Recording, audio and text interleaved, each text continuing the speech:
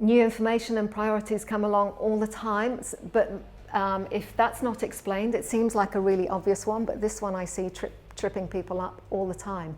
But you told me my focus was this, or you told me the priority was X. I'm working on that. Now you're telling me something's changed. And look, that's the nature of business. Things change, priorities change. We get an extra bit of information that we didn't have before. How do we handle that?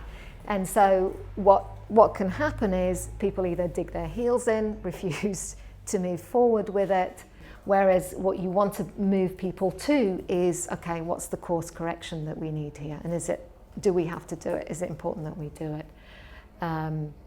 And this can lead to people feeling not listened to, not heard. So it's important that you introduce the new information and say that, you know, we were going down this road, but this other piece of information's come to light and we need to address it. You've got to keep communicating. It may feel like I'm communicating too much, or do I really have to explain every step of the way? Yes, you do, if you want to keep people moving forward with you. Look, we can all handle bad news. It's being disrespected and not told something. You respect me enough to give me the truth.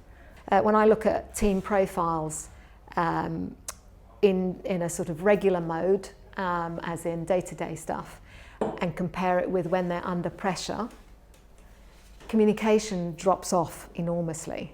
People default to, so if you've got tech teams, they go into their spaces and do very little communicating.